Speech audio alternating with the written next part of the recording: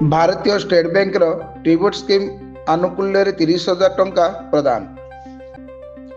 गजपति जिला पाड़ाखुंडी स्थित राजगुरु साई निवासी नरसिंह पाणिग्राही जड़े अवसरप्राप्त बैंक कर्मचारी वियोग में धर्मपत्नी विजयलक्ष्मी पाणिग्राही को चेक आकार में आर्थिक सहयोग राशि प्रदान करा जायछि।